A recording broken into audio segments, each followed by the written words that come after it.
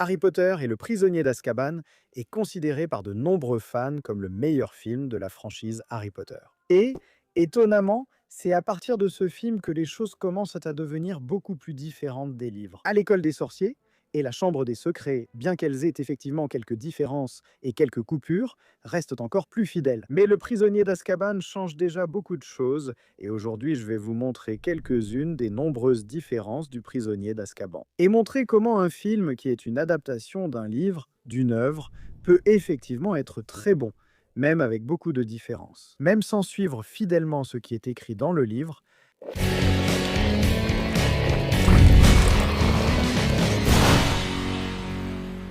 salut à tous, les sorciers! Ça va? Je pense que l'une des plus grandes questions pour ceux qui sont fans de livres, c'est quand ce livre en question est adapté. C'est est-ce qu'ils vont suivre ce qui est dans le livre? Est-ce qu'ils vont faire pareil? Est-ce qu'ils vont garder tous les moments que je veux qu'ils gardent? Et la réponse, la plupart du temps, c'est non. Ce ne sera pas pareil, il y aura des différences, parce que c'est une adaptation, et ça arrive beaucoup avec Harry Potter, n'est-ce pas? Il y a beaucoup de moments qu'on voulait voir dans les films qui n'y sont pas, ils ont tout simplement été coupés, laissés de côté. Mais l'idée de l'épisode d'aujourd'hui n'est pas de montrer les choses qui ont été laissées de côté en se lamentant qu'elles ne sont pas là. C'est juste à titre de curiosité pour qu'on remarque la grande différence qu'il y a là. Du film au livre, j'ai pris des notes chapitre par chapitre du livre pendant que je le relisais, pour préparer ce script. Ensuite, mais je compare avec le film. Dès le début du film, on voit Harry faire un lumos, qui est un devoir à la maison. Ce qui contredit déjà l'histoire, car on n'a pas le droit de faire de la magie en dehors de l'école. Mais dans l'histoire originale, dans le livre, quand ça commence, Harry est en train de rédiger une dissertation sur la chasse aux sorcières. Il a une lampe de poche, il ne fait pas de magie, non, il a un livre devant lui, il étudie et écrit une dissertation. Et une chose très importante aussi, c'est que les affaires de Harry ne sont pas à sa disposition. Dans le film, n'est-ce pas? On voit que Harry a sa grosse valise dans le film. Quand il s'enfuit, il la prend et l'emporte avec lui. Mais en réalité, dans le livre, ses affaires, son balai, sa baguette même, sont enfermées sous l'escalier, là où était sa chambre. Il y a aussi un moment au début où le livre raconte comment se sont passés certains jours des vacances d'été de Harry. Et il y a un moment où il est dit que Ron l'appelle au téléphone, en criant, en parlant avec l'oncle Vernon, en demandant à parler à Harry Potter. Et Vernon devient furieux à cause de ça et dit de ne plus jamais appeler là-bas. Et alors, Harry a des ennuis à cause de ça. Un autre détail sympa, c'est que Harry cachait des choses sous une latte du plancher, là, dans sa chambre. Donc il cachait des livres, des objets liés à la magie, même de la nourriture aussi. Tu vois? C'est sympa, j'aurais aimé voir ça, même si c'est un détail car ça montre à quel point les Dursley sont méchants avec lui. Le livre commence le jour de l'anniversaire de Harry, non? Le jour de son anniversaire, il faisait sa rédaction sans réaliser qu'il avait eu 13 ans il y a 1 heure, et il est simplement là. Il est un peu déçu parce qu'il n'avait encore reçu aucune lettre, rien du tout, n'est-ce pas? Et là, 3 chouettes arrivent à la fenêtre, Edwidge Errol et une autre chouette de Poudlard. Et cette chouette lui apporte des cadeaux. Elle apporte un cadeau d'Hermione. Elle lui envoie un kit d'entretien pour balai. Ron lui offre un bisbiloscopio de poche qu'il a acheté en Égypte pendant le voyage qu'ils font là-bas. Et Hagrid lui envoie un gâteau et tout, et aussi le monstrueux livre des monstres. Harry reçoit déjà le livre à ce moment-là, n'est-ce pas? Et il l'ouvre, le livre essaye de le mordre, il attache le livre avec une ceinture. Donc ça arrive déjà tout au début du livre, tu vois. Pendant que Harry est à Privet Drive, puis Errol arrive, d'ailleurs totalement évanoui. Edwige et l'autre chouette la portent, et toutes les deux restent là à se reposer. Edwige se repose sur la cage, et Errol aussi, pour récupérer. Et la chouette de Poudlard revient là et s'en va. À la télé, pendant que l'oncle Vernon regarde le journal, Harry entend qu'il parle d'un fugitif dangereux, un certain Black qui s'est échappé d'une prison de haute sécurité. Il était si dangereux qu'il a été annoncé au Moldu. Vernon se fâche car il ne précise pas son origine, n'est-ce pas? Ils ne le disent pas et il demande « À quoi bon savoir d'où il s'est enfui? Il pourrait passer devant chez moi sans que je le sache. » Et donc, tous ces événements-là, ils se passent pendant une période qui n'est pas montrée dans le film, parce qu'on voit juste Harry en train de faire de la magie. Alors Vernon vient voir ce qui se passe, il fait semblant de dormir, il recommence, il revient, enfin, il dort, puis on passe déjà au lendemain. Marge arrive, Harry demande à Vernon de signer le formulaire alors qu'elle est déjà dans la maison. Sauf que dans le livre, Harry demande bien avant à Vernon.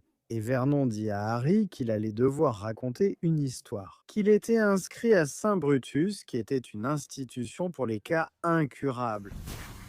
Qui était même mentionné dans le film, mais on ne montre pas ce marchandage entre Vernon et Harry, ni Harry faisant du chantage à Vernon. Il dit quelque chose comme « Eh bien, ça va être difficile, n'est-ce pas, de me souvenir de cette histoire, de garder ce nom, surtout avec Marge ici. Si tu ne signes pas le formulaire, il se peut que j'oublie et que je finisse par dire quelque chose sur ma véritable école. » Et Walter reste comme ça, n'est-ce pas? Puis Vernon dit même si tu fais ça, je vais te réduire en morceaux. Et là, Harry lui répond que, eh bien, me réduire en morceaux ne fera pas oublier à Guida ce qu'elle finira par apprendre.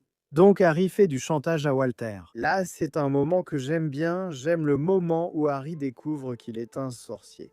C'est un tournant, non, là dans le premier livre. Et il commence à répondre, à affronter les Dursley. Tu vois alors? Le chantage est sympa, mais il n'apparaît pas dans le film, juste Harry qui parle. Si elle se comporte bien, ce n'est pas vraiment du chantage. Là-bas, Guida reste une semaine, oh non, chez les Dursley. Et puis Harry y va, il cache ses affaires, les sous la planche, il les met là. Parce que si Guida allait dans sa chambre, ça devait ressembler à une chambre aussi normale que possible. Imagine si elle trouvait un livre avec des trucs de sorcellerie. Enfin, alors il cache tout sous cette planche-là. Et puis Harry fait gonfler, non, il finit par perdre le contrôle et fait gonfler tante Guida, non. Ce qui dans le film semble se passer le même jour où elle est arrivée. Sauf que, comme je l'ai dit, elle reste une semaine chez Walter. Dès le premier jour, elle commence déjà à gâcher la vie de Harry. Et le troisième jour, Harry manque de perdre le contrôle. Le sixième jour, alors qu'elle partait, elle fit perdre le contrôle à Harry. Là, la patience de Harry atteint ses limites et il la fait gonfler, n'est-ce pas? Dans le film, elle s'envole dans le ciel et dans le livre, elle flotte au plafond du salon. Voilà. Mais il y a un truc intéressant. Tu te souviens que j'ai dit que les affaires de Harry étaient enfermées dans le placard sous l'escalier, après qu'il ait fait gonfler Guida. Il est si nerveux et en colère, il veut tant partir qu'il va au placard, s'arrête devant la porte, qui s'ouvre alors toute grande devant lui, comme par magie, alors qu'elle était verrouillée. Il ne fait pas que gonfler sa tante, il force aussi la porte avec de la magie. Là, sans. Ce n'était pas intentionnel, il voulait juste prendre ses affaires. Mais il n'a pas lancé de sort, la porte s'est ouverte par magie, car il était à fleur de peau. Dans le film, il monte dans la chambre, donne un coup de pied, prend la valise, sort et menace l'oncle Vernon. Il va jusqu'à dire à Vernon, tu vois, non, pour moi c'est fini, je m'en vais d'ici. Enfin, c'est à peu près comme dans le film, non? Mais la différence, c'est où se trouvent ses affaires et comment il rejoint l'arrêt. C'est une différence que je trouve considérable. Là, tu vois, quand Harry appelle le Magicobus, ou le Magicobus de nuit, tu vois, il l'appelle par accident et il appelle le Magicobus parce qu'il le voit. Il a l'impression d'avoir vu un gros chien là, entre les buissons, près de la maison, tu vois. Et il utilise le sortilège Lumos, il utilise le sort Lumos pour allumer sa baguette et éclairer là, sauf qu'en faisant le sort, en levant sa baguette. Là, sur le trottoir, sur la bordure, ce n'est pas la bordure, sur le rebord, il appelle le Magicobus, donc il l'appelle accidentellement. Comme ça, bien sûr, dans le film. Je ne sais pas si les gens ont cette perception. Moi, je ne l'ai pas, parce que j'ai lu le livre avant le film. Donc pour moi, c'était clair. Il a appelé le Magicobus là, mais il y a des gens qui pensent que genre, il est tombé et le Magicobus est arrivé juste à temps, comme s'il l'avait sauvé. Harry sait qu'il y a ce danger imminent, mais ce n'est pas le cas. Un autre détail, c'est qu'il semble que le Magicobus dans le film soit gratuit, non? Harry arrive juste là, il monte dans le bus et va où il veut, mais c'est payant. Harry doit payer, si je ne me trompe pas, 12 mornières pour le trajet avec le Magicobus. Et il a même droit à un chocolat chaud et une brosse à dents.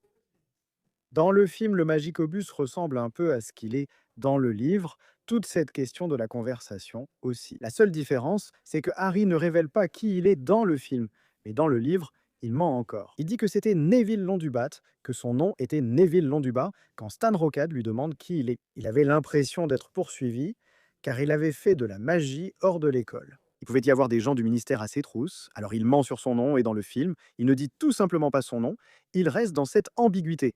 Ah, je n'ai pas dit comment je m'appelais. Il y a aussi Stan Rocade qui raconte le crime de Sirius, n'est-ce pas? Il dit qu'il a assassiné beaucoup de gens là-bas, n'est-ce pas? Et qu'il avait été arrêté pour ça. Dans le film, il dit simplement ah, c'est un assassin, n'est-ce pas? Il était resté à Azkaban, donc il n'en parle pas autant. Dans le livre, il précise que Sirius a tué 13 personnes, qui s'est échappé d'Azkaban, Il parle des gardiens d'Azkaban. Il ne mentionne pas les détraqueurs, n'est-ce pas? Mais il parle des gardiens d'Azkaban. Et le chauffeur, Ernest, dit même de changer de sujet à ce moment-là. Parce que rien que de penser aux gardiens d'Azkaban, ça lui donnait la chair de poule. Alors que dans le film, Ernest se contente de conduire, il n'ouvre pas la bouche, n'est-ce pas? D'ailleurs, il y a cette petite tête parlante, qui est une invention du film et qui est vraiment sympa. Même quand Harry arrive au chaudron baveur, il est accueilli par Fudge, aussi bien dans le film que dans le livre. La différence, Thaïs Montan, c'est que dans le film, Fudge est dans une pièce où Harry est emmené, alors que dans le livre, Fudge est à la porte du chaudron baveur. Il accueille déjà Harry à la porte du Magicobus. Et il dit bah n'est-ce pas le nom de Harry et tout ça? Et Rocade est surpris, n'est-ce pas? C'est curieux que le ministre ait appelé ce garçon, qui techniquement s'appelait Neville, Harry. Et puis le ministre dit non, celui-ci c'est Harry Potter. Et puis Rocade dit ah, j'avais bien reconnu cette cicatrice. Stan Rocade est un peu à côté de la plaque, hein? Harry loge au chaudron baveur, n'est-ce pas? Alors, dans le film, regarde, le livre des monstres apparaît à ce moment-là, n'est-ce pas? Regarde. Comme on l'a déjà vu ici, on est pratiquement au chapitre 4 du livre, et le film montre ça comme si c'était maintenant. Mais en fait, c'est dans le premier chapitre du livre, non? Et alors? Harry reçoit le livre là, au chaudron baveur, où le ministre dit qu'il a pris la liberté d'acheter les fournitures pour lui. Alors que dans le livre, ce qui se passe vraiment, c'est que Harry passe 2 semaines logé au chaudron baveur. Et il reste là, dans le chemin de traverse, il reste, n'est-ce pas? Bien sûr, il y a toute cette histoire où le ministre dit « Ah, il y a un assassin en liberté. Tu dois me promettre que tu resteras seulement dans le chemin de traverse. Et que quand la nuit tombe, tu retourneras dans ta chambre, tu ne resteras pas dehors. » Là, au chaudron baveur, le soir, et alors Harry a promis, il est resté tranquille et tout ça. Et pendant ces 2 semaines, il se promène dans le chemin de traverse, il regarde les boutiques, il observe les choses. Il découvre l'éclair de feu dans la boutique d'articles de Quidditch, alors que ce balai n'apparaît que dans le film. À la fin du film, regarde la différence flagrante, mec, l'éclair de feu n'apparaît qu'à la fin du film. Et tout simplement, Harry le reçoit d'une manière mystérieuse. Alors que, dans le livre, Harry voit l'éclair de feu dans la boutique, genre l'éclair de feu vient d'arriver, c'est une nouveauté, tu vois. Et il est même tenté, genre, waouh, mec, je dépenserais bien une belle somme pour ça, mais j'ai déjà le Nimbus 2000, donc ça va. Dans le livre, Harry demande aussi au ministre de la Magie de signer son formulaire pour visiter Préolard, tu vois, mais le ministre refuse, évidemment. Pendant qu'il est là, au chaudron baveur, hébergé, il fait ses devoirs. Et pendant qu'il fait ça, il reste assis. Chez Florian Fortarome, la boutique de glace, et Florian, qui est le personnage là, le propriétaire de la boutique, il donne des coupes glacées gratuites à Harry, et il aide Harry à étudier parce qu'il comprenait très bien l'histoire de la magie. Donc, Harry reste là, reçoit des glaces et étudie. Il rencontre aussi d'autres amis comme Dean, Neville et Shamus. Pendant qu'il est là, il va dans la librairie. Et je pense aussi que ce passage dans la librairie fait une différence parce qu'il voit une couverture de livre, Présage de mort, où il voit la figure du capitaine. Cachorro preto, grande e tal. Et il pensait déjà au chien qu'il avait vu là-bas entre les buissons, hein, tu vois, et là il commence à s'inquiéter. Bon, présage de mort, puis le propriétaire de Fleury et Bottes lui dit « Regarde, n'achète pas ce livre, parce que tu vas commencer à voir des présages de mort partout. » Donc, c'est beaucoup plus accentué dans le livre, ce côté sinistre, ce présage de mort. Et donc, dans la librairie, quand Harry parle au vendeur, qui était un ancien élève de Poudlard, il met déjà ses gants de protection pour attraper le monstrueux livre des monstres, qui est dans une cage avec plusieurs livres qui se mordent et s'attaquent entre eux. Mais Harry explique qu'il en a déjà un et le vendeur est soulagé. Le dernier jour des vacances, quand Harry est dans le chemin de traverse, il retrouve Ron et Hermione. Puis ils vont ensemble à la boutique des créatures. Quand il retrouve Ron, celui-ci tient un sac. Et il montre la nouvelle baguette qu'il vient d'acheter chez Ollivander.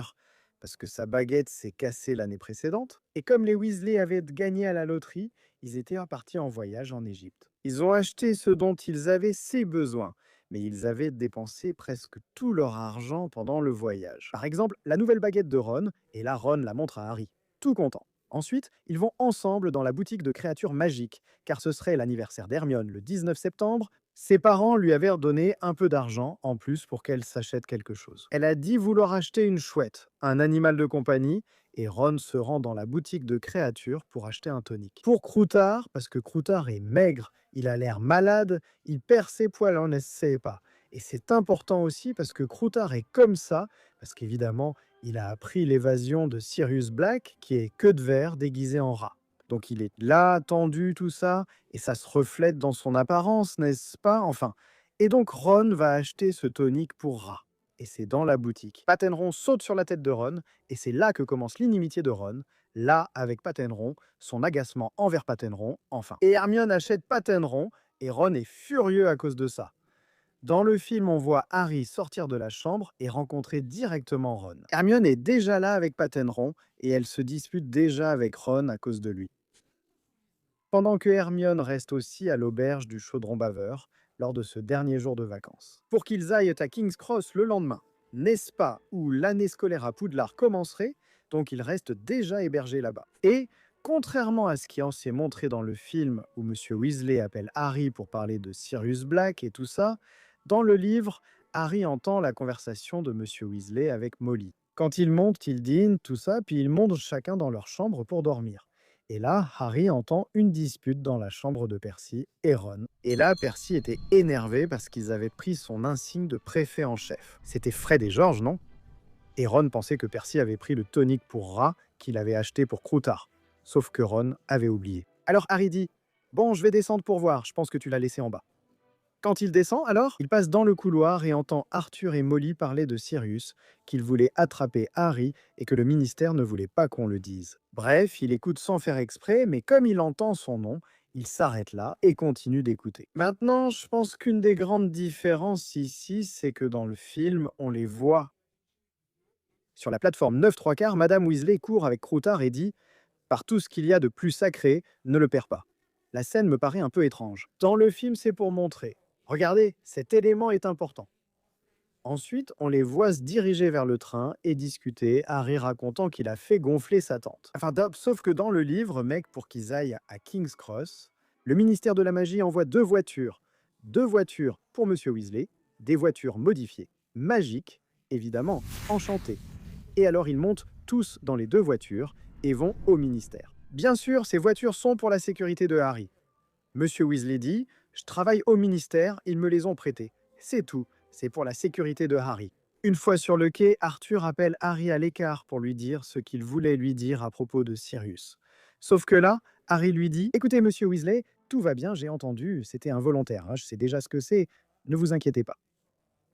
Vous n'avez pas besoin de me le dire, comme ça vous tenez parole au ministre. » Alors Arthur dit « Eh bien, tu dois être terrifié. » Il répond « Non, vraiment, je ne le suis pas, je ne suis pas terrifié. Tout va bien, je vais à Poudlard, il y a Dumbledore. » Et alors Monsieur Weasley lui demande de ne pas chercher Sirius. Et il répond « Mais pourquoi j'irais le chercher? Lui, vous savez, il veut me tuer. » Ça n'avait aucun sens pour Harry. Donc cette réplique a bien lieu, comme dans le film, mais à des endroits différents. Quand ils sont dans le Poudlard Express, il y a toute une conversation où Harry veut raconter, tu vois, à propos de Sirius. Enfin, il veut dire tout ce qu'il a entendu et le scrutoscope que Ron lui a donné. Il se met à siffler violemment, alors il le prend dans sa valise et dit « Bon, je l'ai rangé tout au fond. » Et tout ça, enfin, il commence à siffler. Pourquoi? Justement parce qu'il sifflait quand il y avait une menace. Et c'était Queue de Verre, n'est-ce pas, déguisé en Croutard. Une chose qui n'est pas montrée non plus, pendant qu'ils sont là. Dans l'Express, c'est Drago qui va provoquer Harry, sauf que Drago, évidemment, ne le provoque pas. Il finit par renoncer parce que Lupin est là, même en dormant. Il y avait un professeur, là, une figure d'autorité, donc il n'allait rien faire devant un professeur. Quand le train s'arrête et qu'il y a cette fouille du détraqueur, tu vois, Harry est bouleversé à ce moment-là. Il est affecté, il s'évanouit. Enfin, dans le livre, il y a encore plusieurs détails qui ont aussi été retirés du film. Par exemple, quand le train s'arrête, quand il tombe en panne là, le train reste sans lumière. Tout est éteint, Neville arrive, demande ce qui se passe, entre et marche sur le pied de quelqu'un. Je crois que c'est celui d'Hermione, Ginny entre aussi, et puis ils sont tous dans la cabine. Quand le détraqueur apparaît, n'est-ce pas, Lupin se réveille avant que le détraqueur n'arrive vraiment. Il se réveille en faisant apparaître des flammes dans sa propre main pour éclairer la pièce. Et quand le détraqueur arrive, Lupin, il est réveillé là, il a les flammes dans la main, il est bien réveillé. Et là, Harry s'évanouit, c'est à ce moment-là que Harry est affecté et s'évanouit. Donc il y a cette différence. Dès que Harry descend de l'express de Poudlard, là il descend et il est déjà dans la calèche, Drago commence déjà à se moquer de lui. Parce qu'il s'est évanoui à cause du détraqueur. C'est parce que Neville, incapable de tenir sa langue, est allé raconter que Harry s'était évanoui. Et là, évidemment, Harry est vraiment gêné par ça. Mais c'est différent dans le film, où tu vois, ça se passe quand Harry est assis à la table, et là, Drago l'appelle pour le provoquer, et Lupin est là à ce moment-là, tu vois, pendant que Drago se moque de lui. Et il intervient, il finit par intervenir et calmer les choses.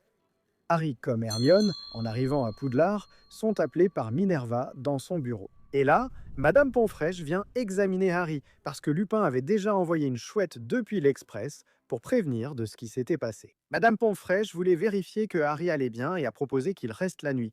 Mais Harry a refusé, disant qu'il allait bien.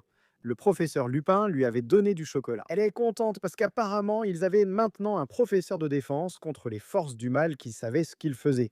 Quant à Hermione, évidemment, elle va parler avec Minerva, tu vois. Après tout ça, Minerva dit à Harry: Ah, c'est bon, laisse-nous seuls. Elle va prendre le retourneur de temps. Ça se passe dès qu'elle arrive là, à Poudlard. Et là, Hermione dit: Ah non, je suis juste allé arranger quelques matières, l'emploi du temps des cours que je vais suivre cette année avec la professeure, tout va bien. Une autre chose qui se passe aussi, différente du film, c'est qu'après que Hagrid soit nommé professeur, de soins aux créatures magiques, le trio, dès qu'il trouve une petite occasion, va le voir pour le féliciter, et là Hagrid est tout content. Il dit que si ce n'était pas pour eux, ils avaient été essentiels pour que cela arrive, puisqu'ils ont prouvé l'innocence de Hagrid l'année précédente. Ce n'est pas montré dans le film non plus, enfin c'est montré, mais d'une manière différente. Après le cours de divination dans le film, ils descendent au cours de soins aux créatures magiques. Et Ron demande comment Hermione pouvait suivre les runes anciennes et la divination en même temps, puisque les cours avaient lieu au même horaire, et elle esquive la question, etc. Dans le livre, cela se déroule lors du petit déjeuner. Et Ron remarque qu'il y avait des horaires identiques sur son emploi du temps, tu vois, à l'école. Elle avait des cours au même moment. Et là, il essaye de lui faire remarquer: Hermione, je pense que tu t'es trompée en notant car c'est en même temps.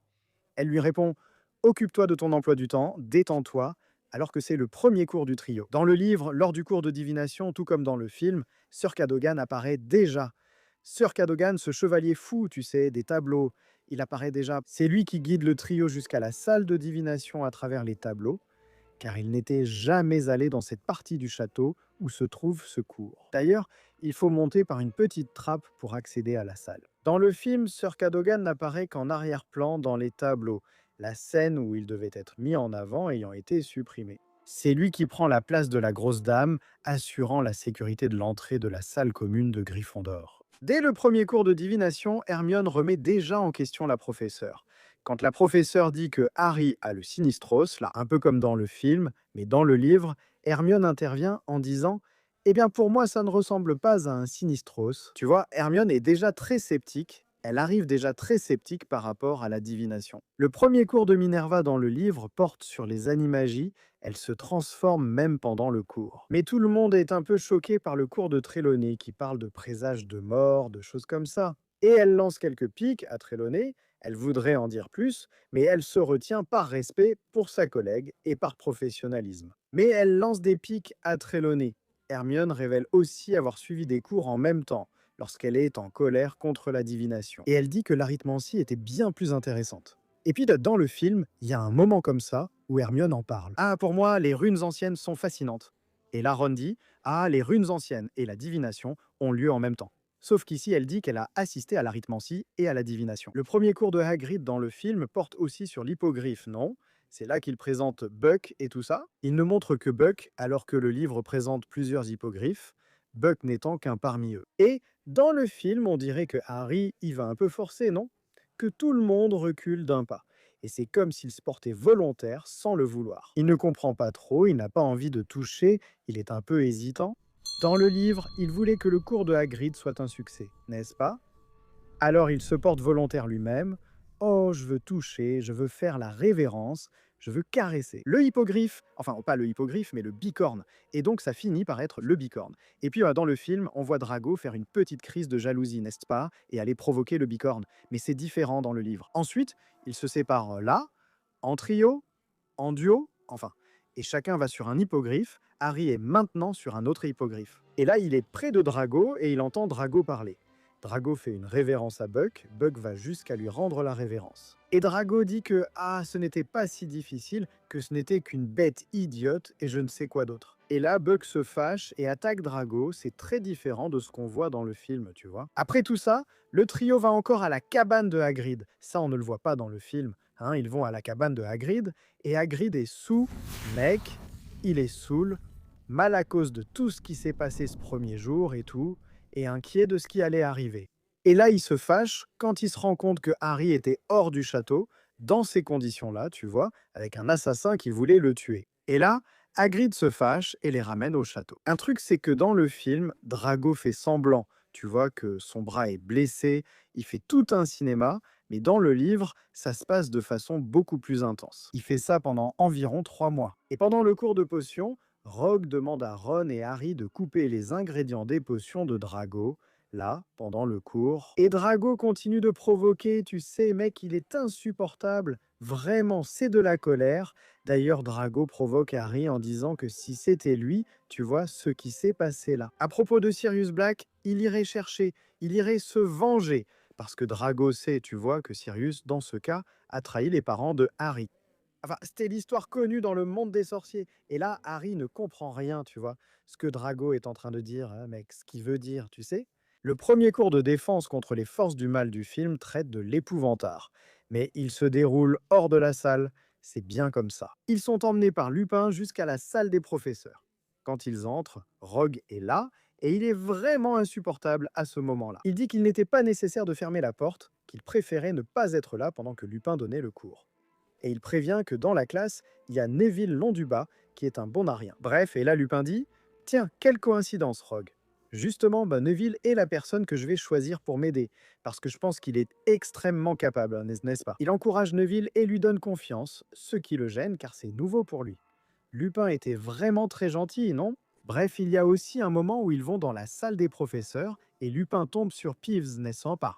Ils tombent tous sur Peeves, qui est en train de mettre du chewing-gum dans la serrure de la porte, et là Lupin dit à Peeves de ne pas faire ça, parce que ça embêterait Rusard. Et Peeves commence à chanter une chanson pour provoquer Lupin, et la chanson disait « Fou, loup, Lupin ». Donc ça donnait déjà des indices sur ce qui allait arriver plus tard, non? Mais ça, évidemment, a été coupé dans le film. Et là, Lupin lance un sort qui a un nom vraiment drôle, Wadi-Wazi. Et le chewing-gum part comme un projectile directement dans le nez de Peeves, et il reste coincé dans sa narine. Là, contrairement au film, Harry n'affronte pas le épouvantard dans le film. Non, Harry l'affronte, il se transforme en détraqueur, Lupin s'interpose, mais dans le livre, ça n'arrive pas. Harry gagne des points là pendant le cours, parce qu'il répond à la question, tu vois, Hermione répond que c'était un épouvantard, et Harry répond aussi. Parce qu'ils étaient si effrayants, ou parce qu'ils étaient plus faibles en groupe, tu vois, et du coup, il finit par gagner des points pour ça. Mais Lupin ne laisse pas vraiment Harry affronter l'épouvantard, ce qui l'inquiète beaucoup. Autre différence, les formes que prend l'épouvantard, n'est-ce pas? Dans le film, on a un serpent, on a une araignée. La seule qui est vraiment pareille, c'est celle de Rogue, qui est celle de Neville, n'est-ce pas? Avec Rogue portant les vêtements de la grand-mère. Mais le reste est très différent. Ce clown-là est complètement une création du film, tu sais, ce serpent géant aussi, qui apparaît, c'est un esprit maléfique. Pour Simas, pour Dean, c'est une main coupée. Pour Parvati. Si je ne me trompe pas, c'était une momie et des choses bien plus effrayantes. Tu vois? Dans le film, on ne montre presque aucune leçon. Juste Harry qui apprend le sort du Patronus pour s'améliorer. Sauf qu'il va y avoir plein d'autres cours et les cours de Hagrid deviennent très ennuyeux parce qu'il veut y aller doucement. Là-bas, ils enseignent aux élèves à s'occuper de vers aveugles et à les nourrir de laitue, ce qui les ennuie vraiment. Un truc, mec, un truc qui, je trouve, manque dans le film, c'est à quel point Patenron est présent dans l'histoire et à quel point il essaie d'attraper Croutard à plusieurs reprises. Comme si c'était déjà un indice de l'intrigue. Par exemple, Patenron entend Ron dire que Croutard était dans son sac à dos et il va tout simplement attaquer le sac pour attraper Croutard. Ron furieux dit « Ce chat est sanguinaire, il m'a entendu dire que Croutard était dans le sac et il est venu alors qu'avant il ne s'en approchait pas. » Et Hermione répond « Non, Ron n'exagère pas, il l'a juste flairé et tout ça. » Mais il était vraiment très intelligent parce qu'il était à moitié flaireur, tu vois, Patenron. Et donc il entend Ron parler et il va vers le sac. Ce genre de petits détails, ça m'a un peu manqué, je l'avoue, parce que Patenron, il est vraiment spécial. Il montre une direction dans l'histoire, il indique une piste, genre « Regarde, il y a quelque chose ici ». Dans le premier cours de Trelawney, elle fait une prédiction dans le livre. Là, elle fait plusieurs prédictions, tu vois. et elle dit que ce dont Lavande avait peur allait arriver le 16 octobre. Et donc le 16 octobre, Lavande reçoit la nouvelle que son petit lapin avait été tué. Et Hermione utilise la logique pour ça, tu vois. Pour réfuter, elle dit: écoute, Lavande, tu t'attendais à ce que ton animal meure? Elle répond: non, oui, mais pourquoi? Il était vieux? Non, c'était un bébé. Donc tu t'attendais à ça. Elle dit: tu as reçu la lettre aujourd'hui, mais ça ne signifie pas qu'il est mort aujourd'hui.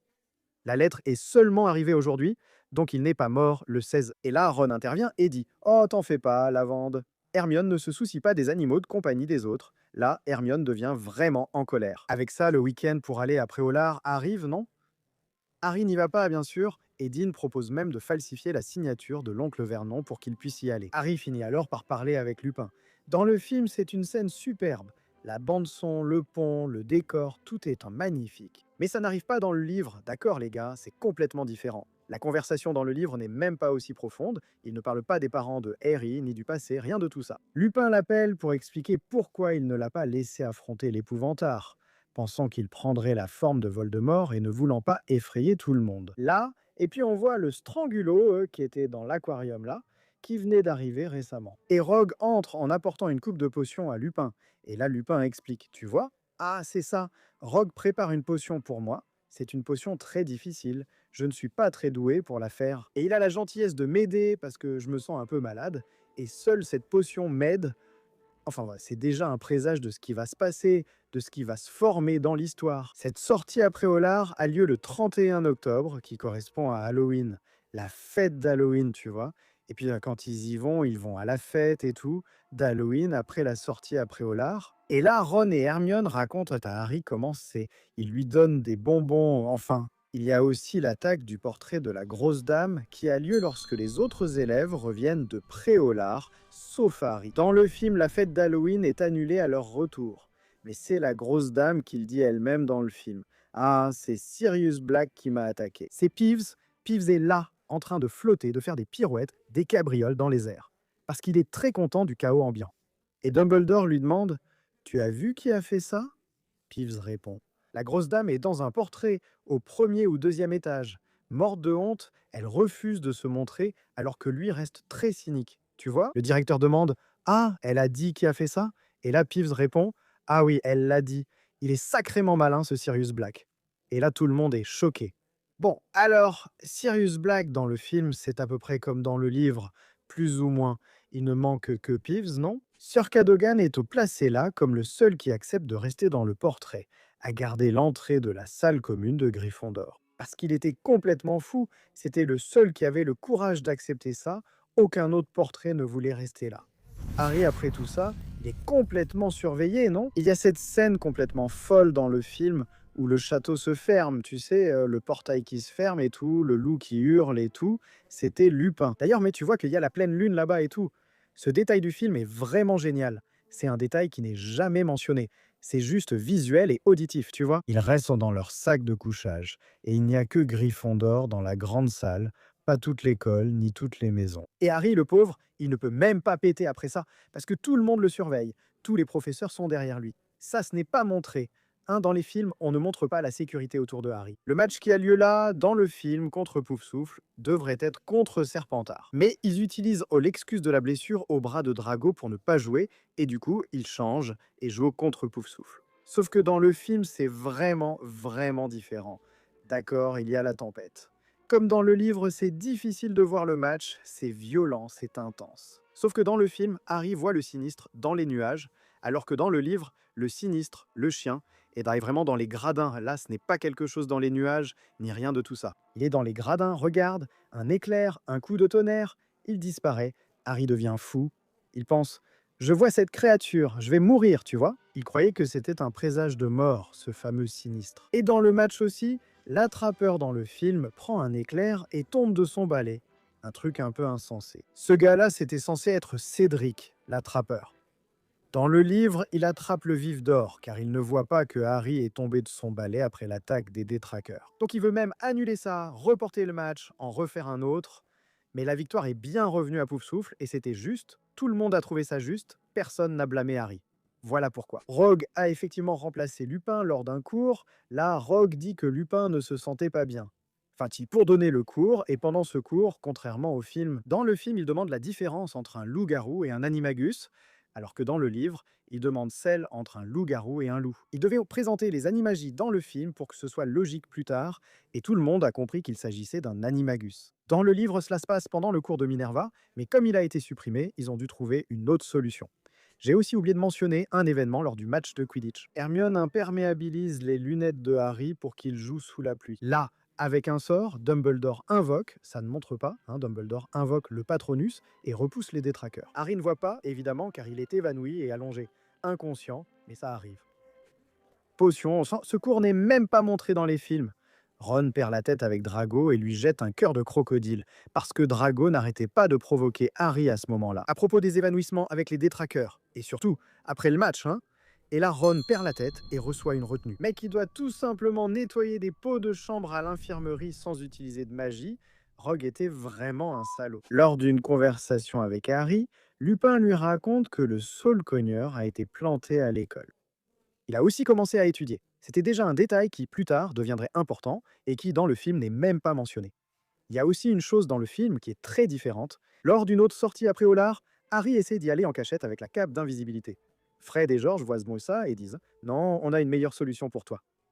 Et ils lui donnent la carte du maraudeur, n'est-ce pas? Ça ne se passe pas comme ça. Ce sont les jumeaux qui vont voir Harry et lui disent « On voulait te donner un cadeau de Noël en avance ». Il lui offre la carte du maraudeur. Et c'est comme ça qu'il va après Hollard. Il lui présente la carte à ce moment-là, et Harry se rend jusqu'à la maison, le passage de la sorcière borgne. Tout cela est dans le livre, tu vois. Dans le film, on le voit juste sortir par la trappe. C'est tout. Et puis dans le film, ça paraît très rapide, non? Harry entre dans le passage et il est déjà à Préolard, alors qu'en réalité, il met presque 1 heure à marcher jusqu'à Préolard. Il surprend Ron et Hermione qui choisissaient des bonbons pour lui.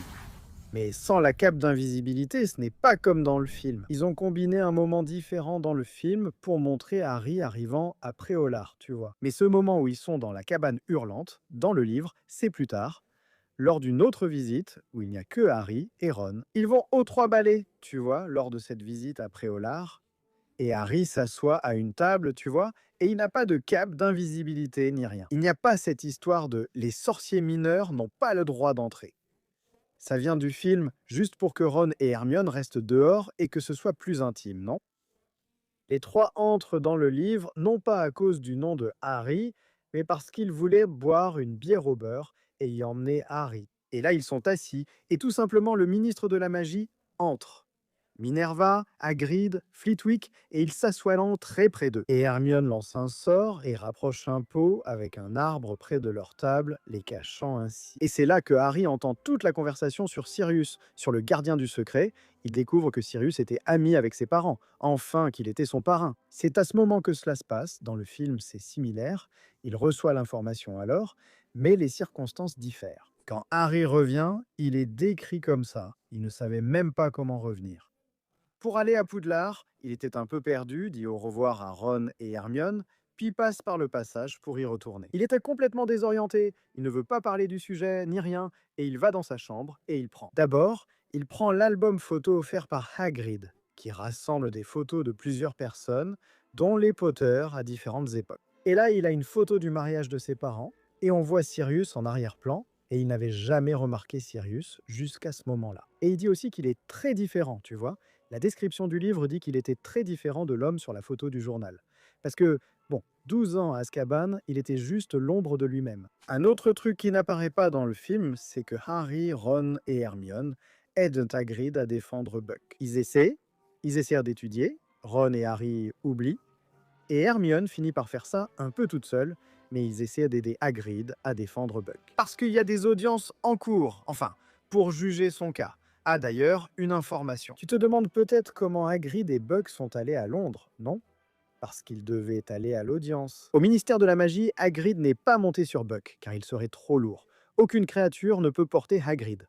En fait, ils ont pris le Magicobus, tu te rends compte?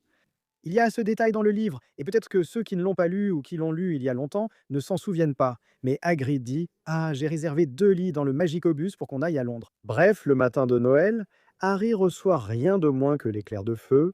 Il reçoit l'éclair de feu en cadeau. Son balai étant cassé, il reçoit anonymement un nouveau balai, sans mots ni rien. Mais dans le film, mec, c'est très différent. Harry ne reçoit le balai qu'à la toute fin, il n'y a pas de suspense, rien du tout, rien, rien, rien. L'intrigue autour de ce éclair de feu dans le livre déclenche une énorme dispute entre Harry, Ron et Hermione. Donc Hermione, quand elle voit que Harry reçoit l'éclair de feu sans billet, sans rien, elle court appeler Minerva, et Minerva confisque le balai de Harry parce qu'elle soupçonne, tout comme Hermione, que le balai a été envoyé par Sirius Black, ce qui était effectivement le cas, n'est-ce pas? Alors, il démonte le balai pour vérifier s'il était sûr, et Ron est vraiment en colère contre Hermione. Vraiment très en colère contre Hermione. Harry aussi est fâché contre elle. Eh bien, c'était le balai qu'il voulait tant, et ils avaient peur de l'abîmer parce qu'ils allaient le démonter. En bref, Ron et Harry cessent un peu de parler à Hermione, rendant la période tendue, et Hagrid finit par leur passer un savon. Et je pensais que vous teniez bien plus à votre amitié qu'à des balais ou des rats. Tu vois, parce que Ron non plus ne parlait pas à Hermione. Les attaques et tentatives de Pattenron contre Croutard, non. À Noël, il déjeune avec les professeurs, avec le directeur, tu vois, les élèves qui restent à Poudlard pendant les vacances, ils ont ce déjeuner dans la grande salle. C'est quelque chose qui a été coupé. Honnêtement, j'aimerais vraiment voir ça dans la série, mec. Ce moment a d'ailleurs inspiré une théorie où le professeur Trelawney dit qu'elle n'allait pas s'asseoir. Car lorsque 13 personnes sont réunies, le premier à se lever mourra en premier. Ils étaient déjà 13. Et quand elle arrive, tu vois, parce que Croutard serait avec Ron, et il était une personne, pas un rat, tu vois. Et là, Dumbledore est le premier à se lever, et donc il y a cette théorie selon laquelle Dumbledore a été le premier à se lever. Il a d'ailleurs été le premier à mourir à la table après ces événements dans Le Prince de Sang Mêlé, mais ce n'est qu'une théorie. Olivier Dubois revient de vacances et parle à Harry des entraînements de Quidditch. Ron explique qu'Harry a reçu un éclair de feu et raconte ce qui s'est passé. Dubois devient fou aussi. Et il dit « Non, je vais parler à Minerva, je vais lui faire entendre raison, un éclair de feu. Non mais c'est quoi ça ?» Et donc il va parler à Minerva, et Minerva lui crie dessus, en disant à Dubois que l'éclair de feu, le Quidditch, ce n'était pas plus important que la vie de Harry. Il ne comprend pas trop ça, tu vois, Dubois. J'adore Dubois, mec. Il est tellement obsédé par le Quidditch que même si Harry risque de mourir, seul le Quidditch compte pour lui. Il veut absolument qu'on gagne. Lupin commence à donner des cours à Harry sur le Patronus, tu vois, et c'est à peu près comme dans le film, sauf que dans le film, on ne voit qu'un seul cours, alors que dans le livre, ça arrive plusieurs fois. Le souvenir que Harry utilise pour invoquer le Patronus, celui qui lui permet vraiment d'y arriver, est différent de celui du film. Dans le film, il dit qu'il pensait à ses parents, qu'il voyait leur visage et qu'il lui parlait. Il ne savait même pas si c'était un vrai souvenir, mais c'était assez fort.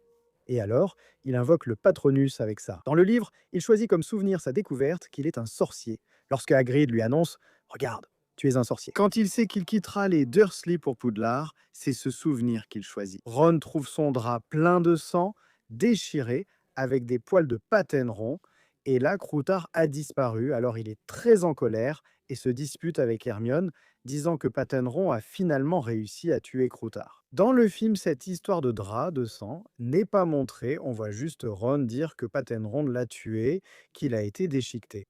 Et Hermione dit que non, Harry va parler avec Hermione et lui dit « Écoute, oh, vraiment, tu sais, le chat était toujours après lui. Il y avait des poils dans le dortoir, du sang. » Et Hermione se fâche beaucoup et se dispute aussi avec Harry. Elle lui dit qu'elle savait qu'il allait prendre le parti de Ron alors qu'il n'a qu'à aller le rejoindre, rester avec lui. Et c'est tout, hein, tu comprends? Après ça, ils ne se parlent plus. Minerva rend l'éclair de feu à Harry, il va s'entraîner là-bas, et pendant les entraînements, Ron demande à faire quelques tours sur l'éclair de feu. Et là, tu vois, ça j'aime bien et ça me manque. Ça m'a manqué dans les films, hein, ce n'est pas quelque chose de crucial, mais ça montre leur amitié, tu vois. Ça montre aussi comment ils se disputent, comment ils se chamaillent, hein, surtout avec ces histoires de Croutard et tout ça. Mais ça montre aussi leur amitié. Bien sûr, Harry veut faire un tour, vas-y mec, tu peux monter sur le balai, tu peux voler, tu vois. C'est vraiment cool. Pendant le match de Quidditch entre Gryffondor et Serdaigle, Cho Chang apparaît dans le livre. Mais dans le film, elle n'est que dans La Coupe de Feu, non? Le match de Quidditch n'y est même pas, donc rien à dire.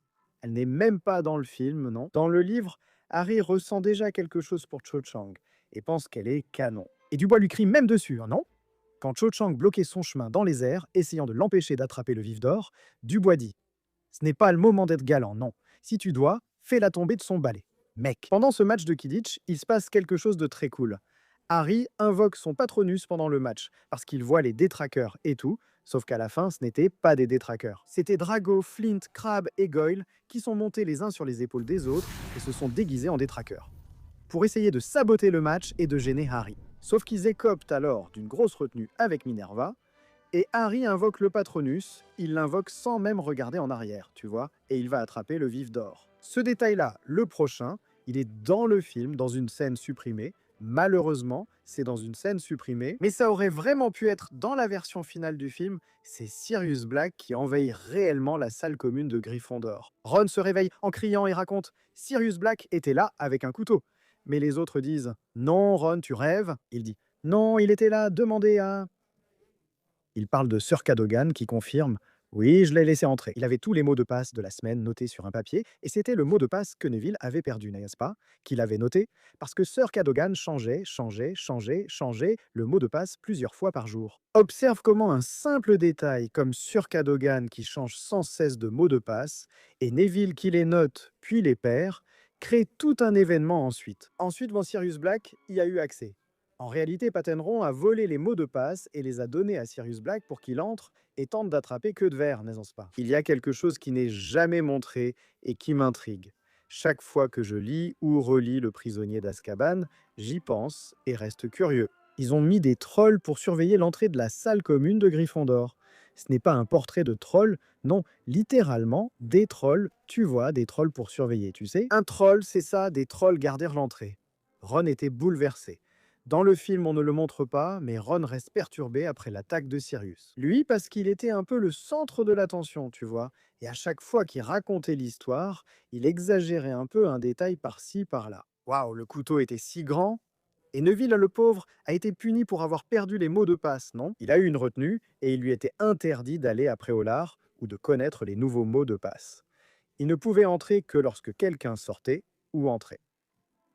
Le pauvre arriva à Préolard, encore une fois, en cachette. Même s'il était fâché avec Hermione, même si Hermione lui disait « Tu vois, il y a eu cette attaque et tout, je ne pense pas que ce soit une bonne idée d'y aller. » Il y va quand même. Et avant d'y aller, il utilise la cape d'invisibilité. Severus Rogue manque de l'attraper, mais il réussit à y aller sans problème. Il s'y rend et se retrouve dans la cabane hurlante avec Ron. Et là, Drago vient se moquer, mais Harry reste sous la cape d'invisibilité tout le temps, et donc il se passe ce truc où Drago vient se moquer. Dans le film, Harry lance des boules de neige, mais dans le livre, c'est de la boue, non? Et puis d'un moment, Crabbe trébuche sur la cape de Harry et tire dessus, et là, la tête de Harry apparaît. Draco voit cela et s'enfuit, tandis que Harry court vers le château. Rogue l'attrape à l'arrivée et dit « Viens dans mon bureau ici !»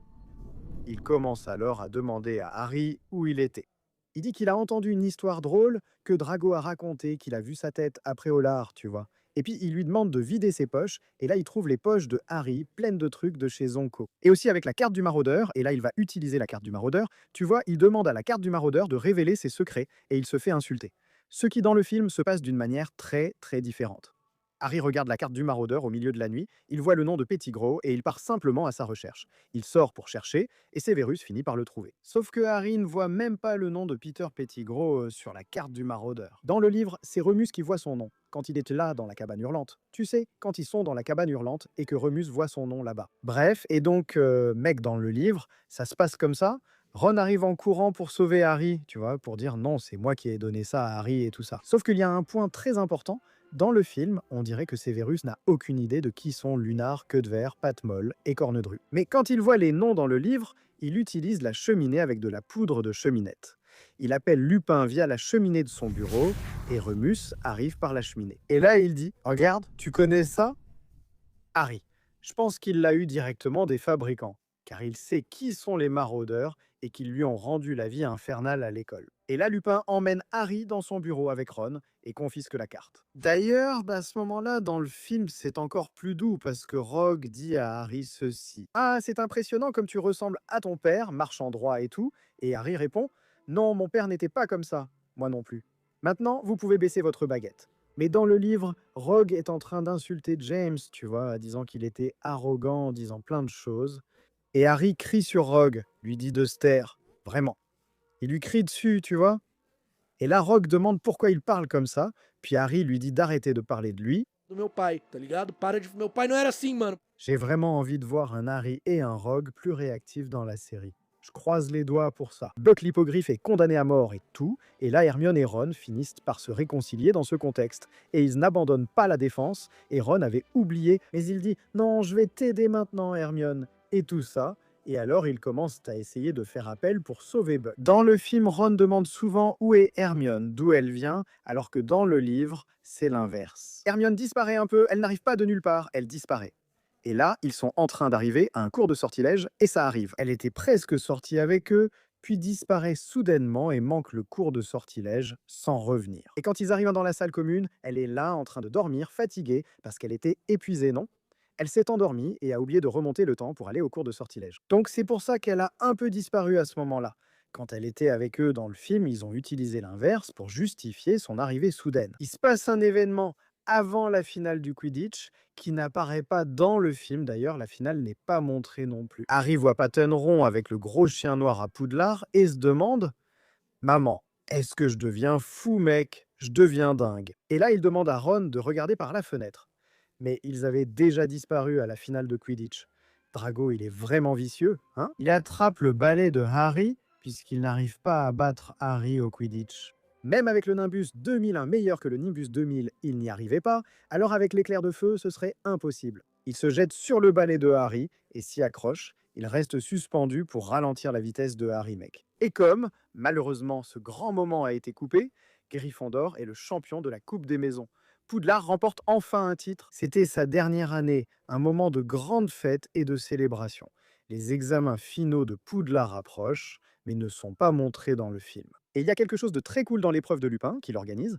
C'est une sorte de parcours d'obstacles, juste pour que tu comprennes ce que c'est, un parcours de progression, pour ceux qui ne connaissent peut-être pas. Tu vois ces films avec des entraînements de police ou militaires, où il y a des obstacles à franchir, monter, sauter. On appelle ça un parcours d'obstacles, non? Et donc il organise un parcours d'obstacles avec toutes les choses qu'il a enseignées tout au long de l'année. Alors, les élèves affrontent un Kappa, un Inky Punk, un épouvantard. Franchement, c'est super, mec, j'aurais vraiment aimé voir ça. C'est lors de ce test qu'on découvre la forme de l'épouvantard d'Hermione, car elle ne l'avait pas encore affronté au premier cours. C'est Minerva qui lui dit qu'elle a échoué, qu'elle a raté ses matières et qu'elle n'arrive pas à affronter l'épouvantard. Elle en devient même un peu nerveuse à cause de ça. Maintenant, on approche déjà de la fin du film, n'est-ce pas? Et aussi de la fin du livre. Et à certains moments, il y a pas mal de différences. D'autres choses sont assez similaires, mais il y a un détail. Harry laisse la cape d'invisibilité là, dans le passage secret de Préolard. Quand il revient après que, tu sais, Severus Rogue l'ait attrapé là-bas, il laisse donc la cape là, cachée, et c'est Hermione qui va la récupérer.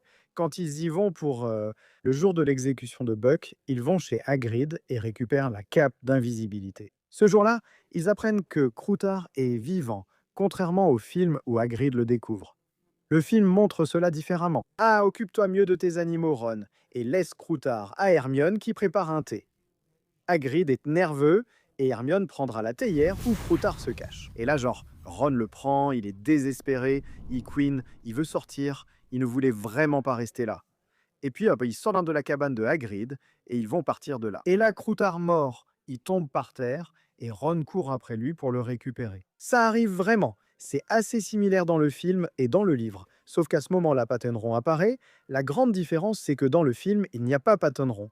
Dans le livre, Pattenron apparaît et essaie d'attraper Croutard. Et là, Ron s'énerve, il crie après lui dit de partir, et à ce moment-là, le Sinistros apparaît. Et alors, le Sinistro, la grande différence, c'est que dans le film, il saute directement sur Ron et l'attire à l'intérieur.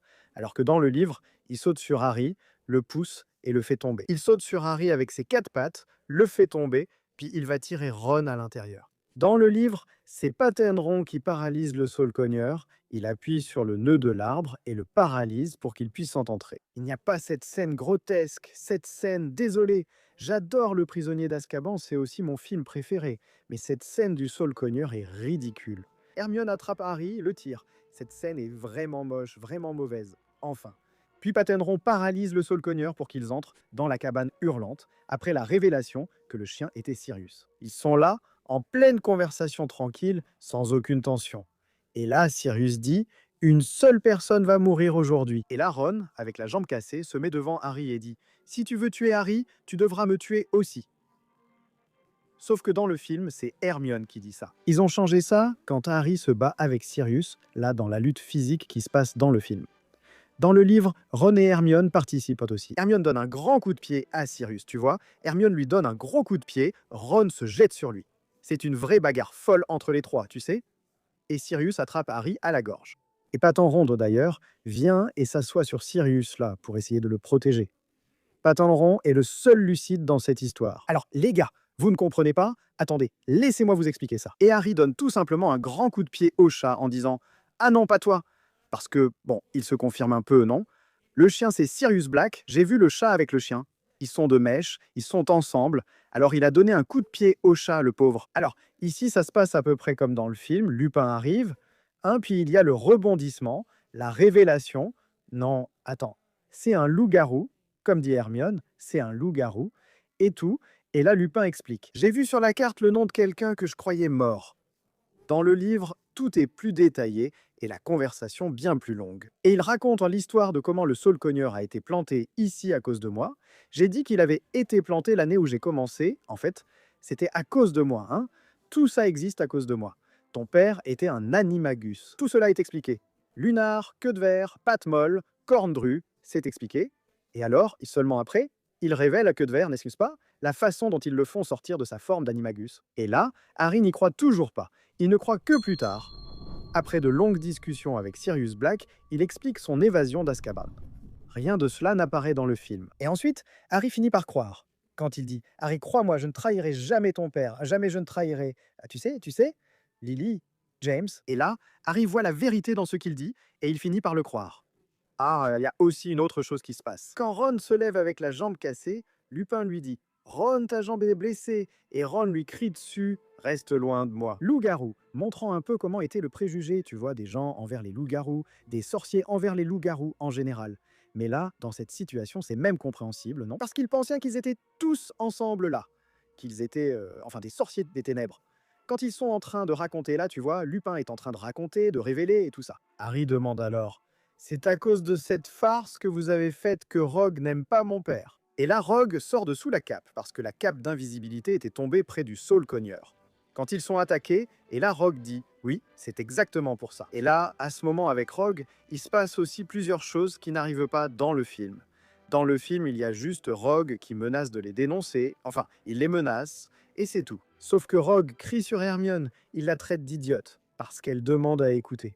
Comme si elle pensait qu'il pouvait y avoir un malentendu, que Sirius pouvait vraiment être innocent. Harry veut aussi écouter, et Rogue crie sur lui, disant qu'ils ne savent pas de quoi il parle. Enfin, et puis quand ils vont attaquer, dans le film, on voit Harry attaquer Rogue, n'est-ce pas? Mais en fait, ce sont les trois, Harry, Ron et Hermione, qui attaquent Rogue en même temps.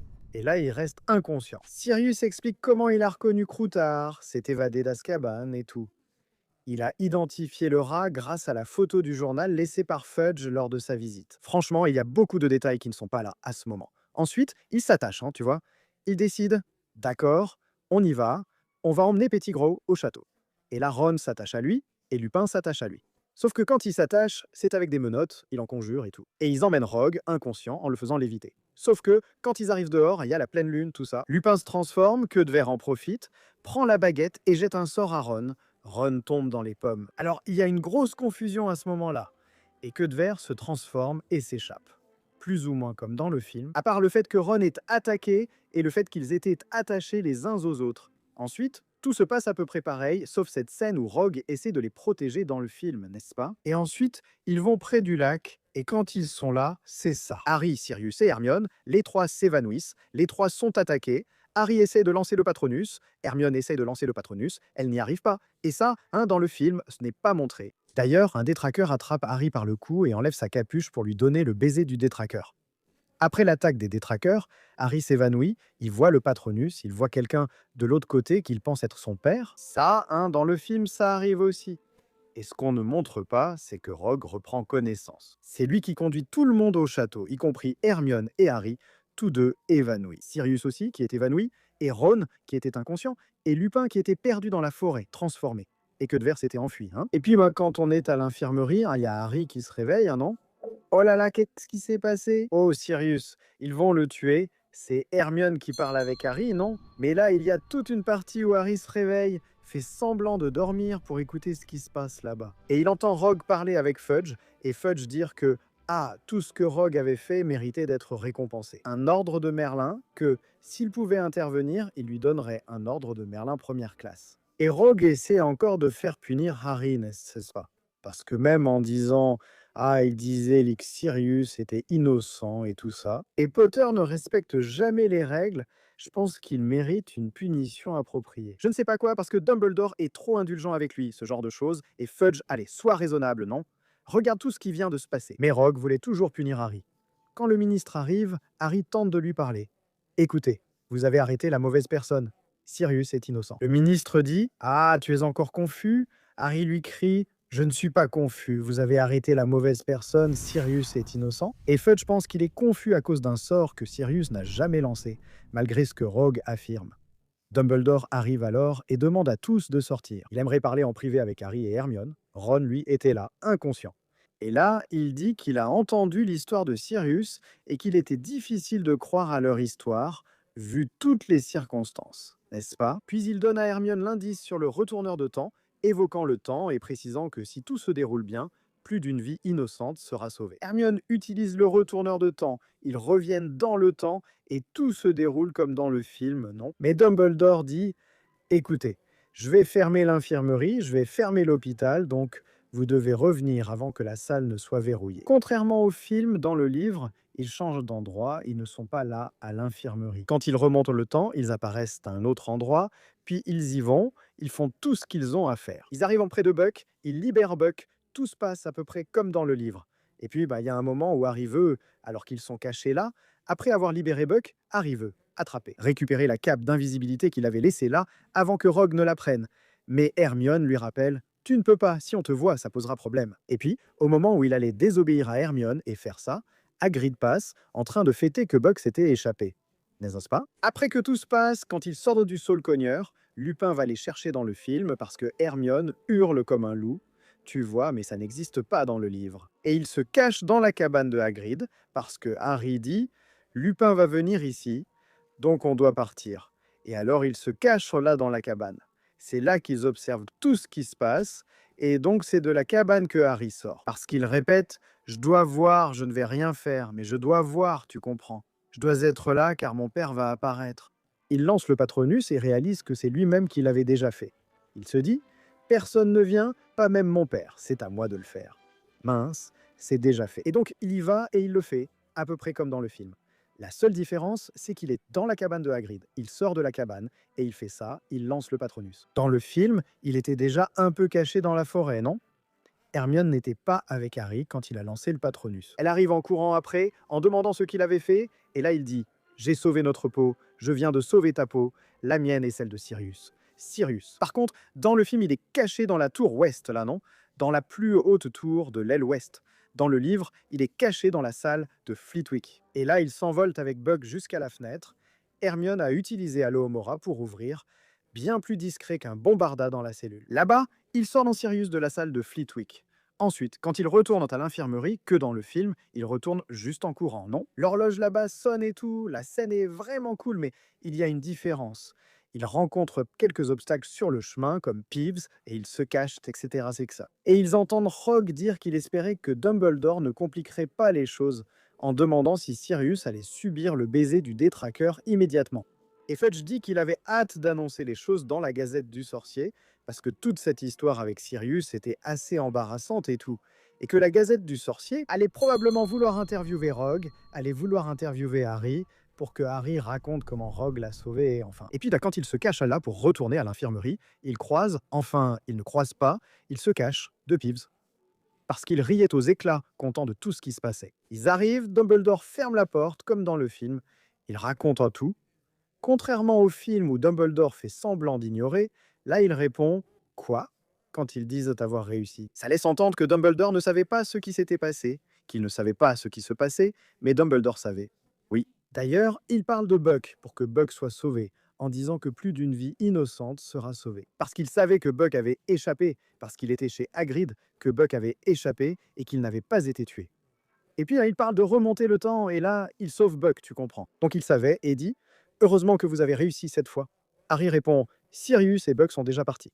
Dumbledore ajoute, oui, et il semble que vous aussi. D'après ce que j'entends, ils ont disparu de l'infirmerie et puis ils entrent. Dumbledore ferme la porte à clé, Dumbledore exige que les détraqueurs soient retirés de Poudlard. Et Fudge dit même qu'il enverrait peut-être des dragons, et Dumbledore répond que Hagrid aimerait beaucoup ça. On voit aussi la haine de Rogue à ce moment-là, quand il arrive en accusant Harry, disant que c'est Harry qui était impliqué dans l'évasion de Sirius. Et Fudge dit, il est complètement fou, il était enfermé ici, on est sorti il y a 10 minutes, c'était impossible. Et là, Dumbledore demande à Madame Pomme-Fraîche. Elle affirme qu'ils n'étaient pas partis, qu'ils étaient bien là.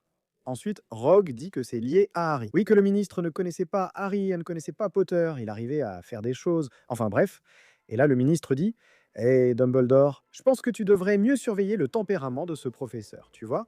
Le lendemain, le trio sort de l'infirmerie et l'école était pratiquement vide parce que les élèves étaient repartis après Préolard. Ils ont choisi de rester et ont discuté des événements de la nuit précédente. Ils croisent Hagrid, et Hagrid, il raconte que Rogue a dit aux élèves que Lupin était un loup-garou. Tu vois, Rogue a dit aux élèves de Serpentard que Lupin était un loup-garou. Frustré de ne pas avoir eu la gloire d'avoir capturé Sirius à ce moment-là, parce que Dumbledore a convaincu Fudge que Lupin avait aidé, qu'il essayait de sauver Harry. Rogue va révéler à Serpentard que Lupin est un loup-garou, puis Harry discutera avec Lupin, n'est-ce pas? On a cette scène de clôture du film où Lupin raconte que la forme animagus du père de Harry était un cerf, n'est-ce pas? Il demande quel est le patronus de Harry. Harry répond qu'il a la même forme que celui de son père. La salle de Lupin n'apparaît pas dans le film et le professeur fait ses adieux, ce qui n'est pas montré non plus, n'est-ce pas? On voit seulement Lupin partir. D'ailleurs, de toutes les fins, c'est celle qui me serre le plus le cœur, tu sais. J'ai vraiment de la peine pour Lupin à ce moment-là et ça me donne un grand sentiment de vide. Enfin, j'ai beaucoup de peine pour lui, et puis il s'en va, n'est-ce pas? Lupin s'en va, Dumbledore reste là, et Dumbledore a une conversation avec Harry, où Harry dit que ça n'a servi à rien, que Pettigrew s'est échappé. Et il parle de la prophétie que Trelawney a faite là, les tests de divination. Et Dumbledore dit que le fait que Harry ait épargné la vie de Queue de Verre pourrait être bénéfique à l'avenir. Et en effet, hein, ça l'a été, n'est-ce pas? Dans le film, c'est Lupin qui dit que ça a tout changé, alors que dans le livre, c'est Dumbledore. De plus, dans le livre, tous les élèves ont des théories sur l'évasion de Sirius Black. Chacune plus folle que l'autre, aucune ne s'approche de ce qui s'est vraiment passé. Et Drago était furieux parce que Buck avait réussi à s'échapper. Lui et son père ont échoué. C'est rare, non? Avec leur argent et influence, ils obtiennent tout d'habitude. Hermione rend le retourneur de temps à Minerva et abandonne l'étude des Moldus et la divination. Ça, ce n'est pas montré. Ron invite Harry à la Coupe du Monde de Quidditch. Quand ils sont là, à la fin, en train de faire leurs valises pour rentrer à la maison, eh bien Ron dit « Ah, cet été, il y aura la Coupe du Monde de Quidditch. Tu pourrais venir avec nous? Papa arrive toujours à avoir de super places et tout ça. » Bref, là, le livre annonce déjà qu'il va y avoir la coupe dans le prochain livre. Dans le film, il n'en parle pas dans le Poudlard Express.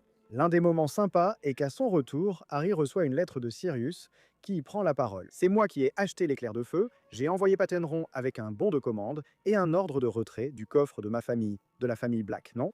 Je suis caché, tout va bien pour moi et pour Buck. Et là, il envoie l'aider la petite chouette en cadeau à Ron. Il dit « Ah, Ron, garde-la. Car je sais que tu n'as pas eu d'animal à cause de moi, non? Tu peux garder cette chouette. » Ron la montre à Patenron et dit « Qu'en penses-tu? C'est une vraie chouette. » Patenron ronronne. Il dit « Ah oui, pour moi, c'est parfait. » Enfin, la dernière chose supprimée du film, c'est Harry à King's Cross. Ce retour dans l'Express n'existe plus. Harry à King's Cross rencontre Walter. Et il y a quelque chose que j'adore dans ce moment de clôture du livre, là, de la fin du livre. C'est que Walter demande ce que Harry a dans la main, et c'était la lettre de Sirius. Harry dit « C'est la lettre de mon parrain. » Walter répond « Tu n'as pas de parrain. » Mais si, il en a un assassin dangereux, fugitif, évadé de prison. Et comme ça, on reste en contact et il aime savoir si je suis heureux, si je suis bien traité. C'est-à-dire encore une chose pour effrayer Walter. J'aime ce Harry, j'aime beaucoup cette personnalité de Harry, qui malheureusement n'est pas dans les films. N'est-ce pas? Harry glisse une ou deux phrases sarcastiques, mais elles sont bien moins mordantes que dans les livres. Bref, ce sont là tous les changements les plus significatifs qu'il y a, n'est-ce pas, dans le film Harry Potter et le prisonnier d'Azkaban par rapport au livre. J'ai fait un résumé très général, et il y avait pas mal de choses, mais c'était vraiment global. Ce sont des détails que ceux qui ont lu les livres connaissent, ou devraient peut-être connaître, mais ne s'en souviennent pas, parce que ça arrive, n'est-ce pas? Il y a des choses qu'on finit vraiment par oublier. Bref, j'espère que ça vous a plu. J'espère que dans la série, ces choses-là, ou du moins la plupart d'entre elles, seront montrées à l'écran, n'est-ce pas? Ce sera génial de voir tout ça, et c'est un détail intéressant. Mon but avec cette vidéo était de parler de choses que seuls les lecteurs savent sur la pierre philosophale et la chambre des secrets, sujet déjà traité dans mes 2 premières des vidéos. Mais ils sont définitivement plus courts. Mais pour celui-ci, je me suis dit, mec, je veux vraiment faire un aperçu très très général. Dès maintenant, la différence entre le livre et le film devient bien plus marquée, non? Et j'ai voulu faire cette vidéo justement parce que c'est curieux, car Le Prisonnier d'Azkaban est considéré comme le meilleur film de Harry Potter par la majorité des gens. Moi, la plupart des réponses quand je fais un sondage ou que je demande, c'est Le Prisonnier d'Azkaban. Tu vois maintenant à quel point le film diffère du livre, avec des scènes modifiées qui créent des incohérences dans l'histoire, comme Harry qui utilise Lumos hors de l'école pour ses devoirs. Malgré ces différences, beaucoup considèrent ce film comme le meilleur de Harry Potter. C'est pour qu'on ait cette idée que dans la série, il y aura des choses différentes, qui ne seront peut-être pas exactement comme dans les livres, il faut qu'on s'en souvienne. Regarde, ce n'est pas parce que c'est différent que c'est mauvais ou pire, sauf parfois, comme pour les funérailles de Dumbledore. Le fait que ça manque dans le film, c'est impardonnable, n'est-ce pas? Mais regarde comme le film a plein de différences par rapport au livre. Et pourtant, on le considère quand même comme moins bon. Cela montre que la réalisation de Cuaron est si bonne que l'important n'est pas le changement, mais ce qui change et comment. Je pense que chez Cuaron, dans le 3e film, les changements ont été compensés, car Le Prisonnier d'Azkaban est vraiment merveilleux. D'un point de vue technique, moi, c'est merveilleux, tu sais, c'est très bien réalisé, c'est une œuvre d'art. Enfin, on se retrouve dans le prochain épisode du Chaudron Baveur. Si tu as aimé l'épisode, laisse un like et commente. S'il y a quelque chose ici dont tu ne te souvenais pas ou qui t'a manqué, dis-le ici. On verra si la rubrique continue et si je fais celle sur la coupe de feu. Je sens que je vais souffrir, rien que pour cette vidéo, j'enregistre depuis plus de 2 heures. Mec, donc voilà, je ne sais pas, sincèrement, je ne sais pas, on va voir, on va voir. Celui-ci a déjà mis près d'1 an à sortir, le dernier sur la chambre des secrets remonte à 1 an, peut-être que le prochain sortira dans 1 an. À bientôt dans le prochain épisode du Chaudron Baveur, méfait accompli.